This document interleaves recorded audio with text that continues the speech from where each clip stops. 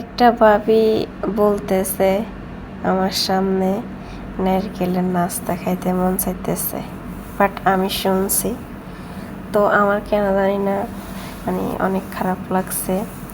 ভাবিরে আমি নারকেলের সস বানাই খাওয়াইলে আমার অনেক ভালো লাগতো। ভাবির খাইতে মন চাইতেছে। আসলে প্রবাস জীবন এতই কষ্ট, মানে কিছু করতে মন না চাইলেও বাধ্য করে আমরা করা লাগে, বাট কিচ্ছু করার নাই। এখানে কিন্তু আব্বু আম্মু ভাই বোন নাই, আমাদেরকে একটু হেল্প করবো, একদিন রান্না করে খাওয়াইবো।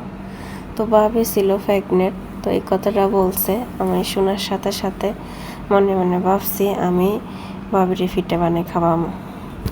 তো যে কথা সেই কাজ।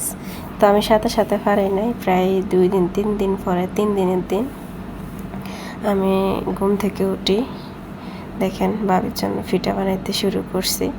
আমি কিন্তু বিশ্বাস করবেন না বললে আমি জীবনের ফার্স্ট এই ফিটা বানাইতেছি।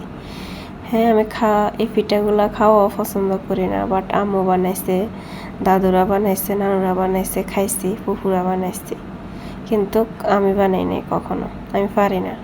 কিন্তু একটু চেষ্টা করছি। কি হয়েছে, চেষ্টা করলে তো সমস্যা নেই। মাশাআল্লাহ, এত সুন্দরভাবে ফুলছে আমার পিঠাগুলা। আর যাই হয়েছে মোটামুটি সবাই মাশাআল্লাহ বলবেন, ভালো সুন্দর হয়েছে, তেমন একটাও খারাপ হয় নাই। তো সাথে সাথে আগে আমার হাজব্যান্ডের জন্য 2টা আমি তাড়াতাড়ি করে বানাই দিয়েছি খাওয়ার জন্য, কারণ আপনাদের ভাই এখন ডিউটিতে চলে যাবে। তো আমি তাড়াতাড়ি করে 2টা ভাজি আপনাদের ভাইয়াকে দিয়ে দিয়েছি খাওয়ার জন্য। আপনাদের ভাইয়া তো খাই বলতেছে মাশাআল্লাহ, অনেক মজা হয়েছে মাশাআল্লাহ। তো যাই হোক, মাশাআল্লাহ দেখতে দেখতে দেখেন একা হাতে করছি, অনেক টাইম লাগছে। সবগুলা রুটি বেলি নারকেলের নাস্তা রেডি করছি, একটা প্লেটে রাখছি, এখন শুধু বাজার ফালা।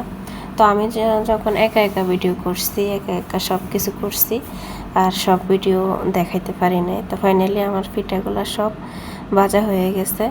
তো এখান থেকে কয়েকটা আপনাদের ভাইয়ের জন্য রাখিয়ে দিছি, 2টা 3টা রাখি, আরগুলা সব ভাবির জন্য নিয়ে গেছি। ভাবি খাই এত খুশি হয়েছে, সত্যি আমার অনেক খুশি লাগছে ভাবি যখন খাইছে।